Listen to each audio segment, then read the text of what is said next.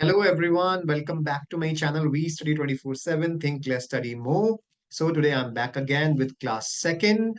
आज हम करने वाले हैं ग्रामर मास्टरी की सीरीज का पार्ट टू, क्लास टू। मैं आपको बता दूं, those who are new to my channel, we have a new notification for DSSB। जितने भी दिल्ली में कोर्स होते हैं उसके लिए वैकेंसीज आई हुई हैं। We are preparing for PA, SPA and JJA exams. उस एग्जाम की हम तैयारी कर रहे हैं जिसमें सबसे इंपॉर्टेंट जो मेरिट बनती है वो मेंस से बनती है, mains plus typing.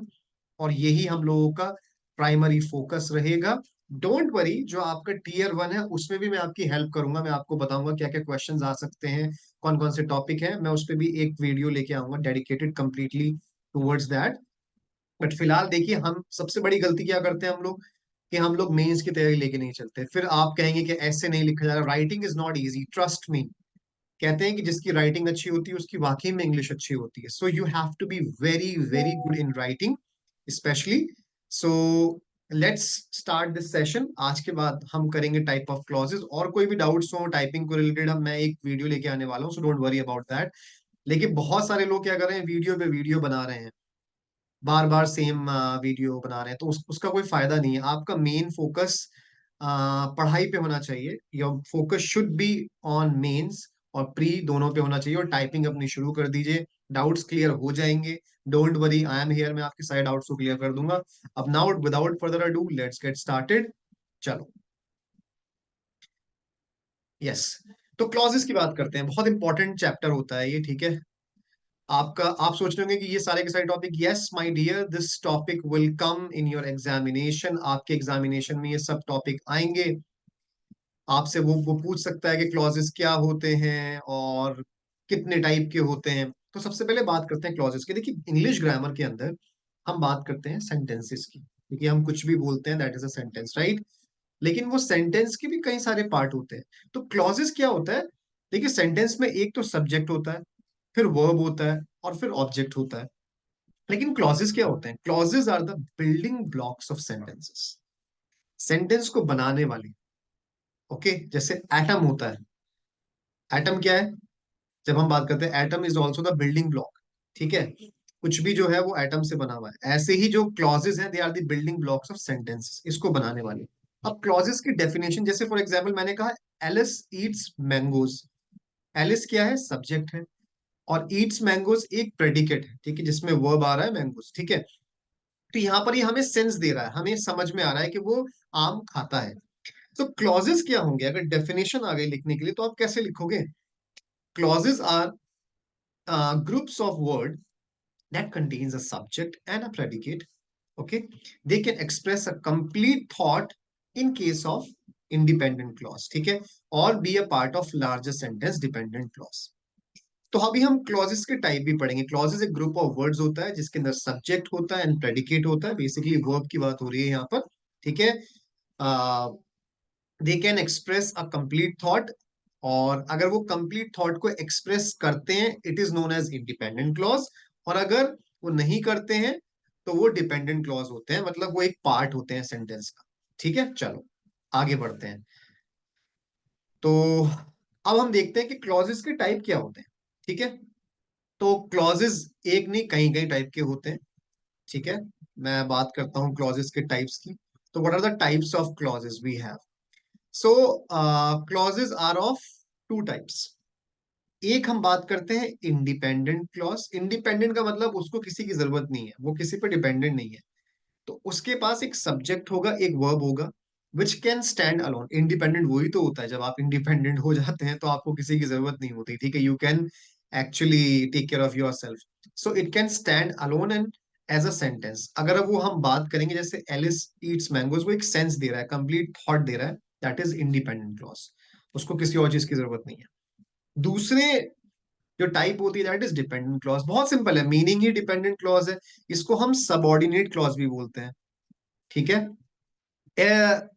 A lot, basically, it does not give a complete sense. Okay, it must be joined to an independent clause. मतलब अगर इसका मीनिंग हमें प्रॉपरली निकालना है तो इसको इंडिपेंडेंट क्लॉज के साथ ज्वाइन होना पड़ेगा, तभी जाके इसका सेंस निकल के आएगा। जैसे मैंने कहा, हालांकि वो वहां गए। अब मैं ये बात बोल रहा हूं, हालांकि मतलब लेकिन इसका पूरा सेंस नहीं आ रहा, हालांकि वो क्या हुआ आप पूछोगे आगे क्या, ठीक है। तो ये तीन टाइप के होते हैं, noun clause, adjective clause, adverbial clause. अब इसके बारे में भी हम पढ़ेंगे कि ये क्या क्या होते हैं, इनकी डेफिनेशन क्या होती है, because trust me it will come in your exam, examination में पूछेगा जरूर आपसे। तो we have to be prepare for each and everything what we can have in the exam. चलिए बात करते हैं इंडिपेंडेंट क्लॉज की। तो इंडिपेंडेंट क्लॉजेस क्या होते हैं? Independent clause can stand alone as complete sentence and express a complete thought. वो क्लॉज जो अपने आप में स्टैंड अलोन खड़े हो सकते हैं और पूरा सेंस देते हैं। जैसे example, the sun rose over the mountains. ये हमें पता चल रहा है कि इसको पढ़ने के बाद यस, कि ये पूरा सेंस दे रहा है, इसको किसी की जरूरत नहीं है, तो ये भी एक क्लॉज होगा, ठीक है। प्रो टिप क्या है, इंडिपेंडेंट क्लॉजेस हमेशा आंसर करेंगे व्हाट हैपेंड, क्या हुआ। तो क्या हुआ, the sun rose over the mountains if you ask. Next पे चलते हैं। नेक्स्ट जो टाइप आएगी वो आपकी आएगी डिपेंडेंट क्लॉज। चलिए इंडिपेंडेंट क्लॉज हो गया सर, डिपेंडेंट क्लॉज क्या होगा? इसको सबऑर्डिनेट भी बोलते हैं। सबऑर्डिनेट कौन होता है? जो आपकी हेल्प करता है, जो साथ में असिस्टेंट टाइप का होता है, ठीक है ना। तो डिपेंडेंट कहीं ना कहीं वो किसी पे डिपेंडेंट होता है, इसलिए इसको सबऑर्डिनेट भी बोलते हैं। ऑफिसर्स रैंकिंग में आपके होते हैं ना, सबऑर्डिनेट्स होते हैं।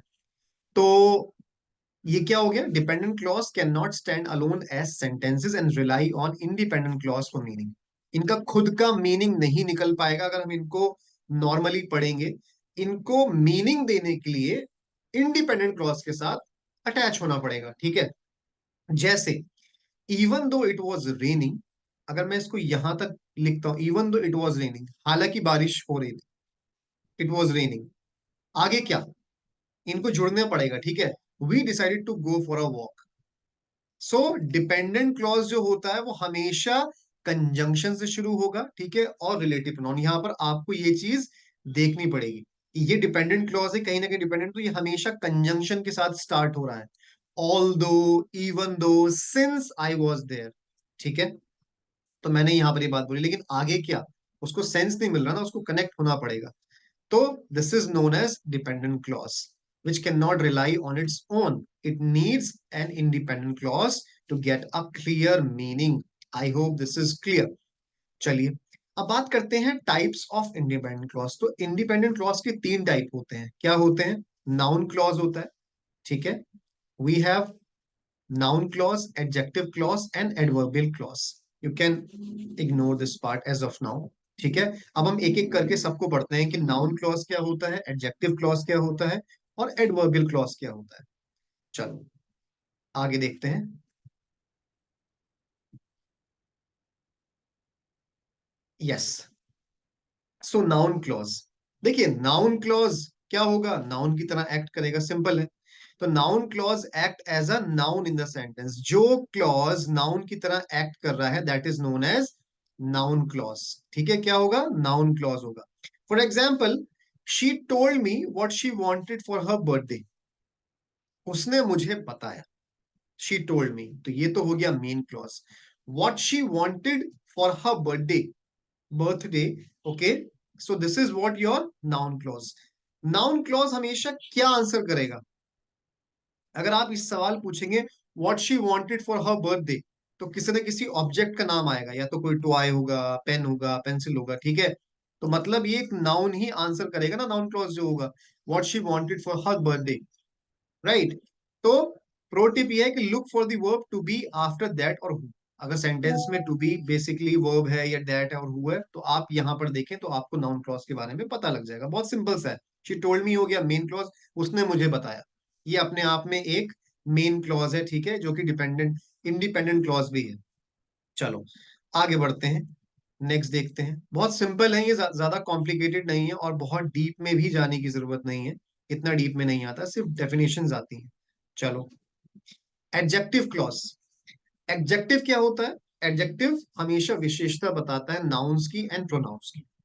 तो एडजेक्टिव क्लॉजेस कौन से होंगे?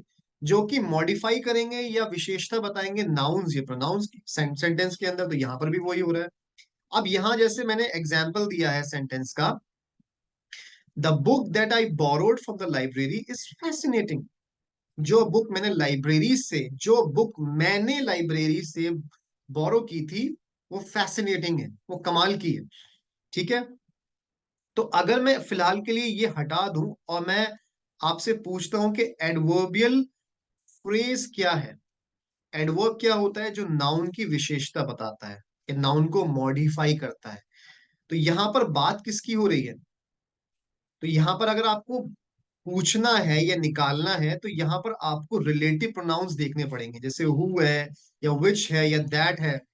कौन सी बुक? जो बुक मैंने बोरो करी थी, ये क्वालिटी बता रहा है ना। जैसे मैं अगर बोलता हूँ नाउन बॉय, स्मार्ट बॉय, कैसा बॉय? Smart boy. कौन सी बुक? जो बुक मैंने बोरो करी थी, that I borrowed from the library.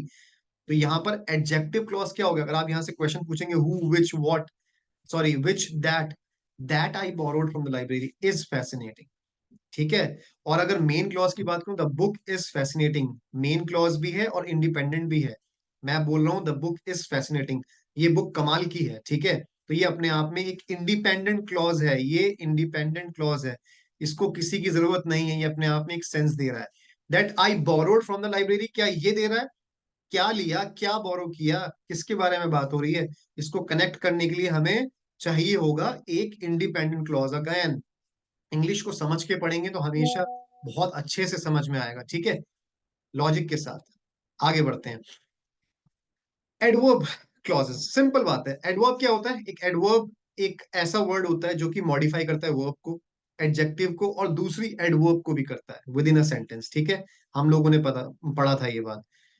Clauses क्या होंगे? एडवर्ब क्लॉजेस, वो एडवर्ब क्लॉजेस मॉडिफाई करेंगे सेम वर्ब को, एडजेक्टिव को या अदर एडवर्ब्स को within a sentence. For example, अगर मैं आपसे बोलता हूं he ran fast as he could when he saw the dog.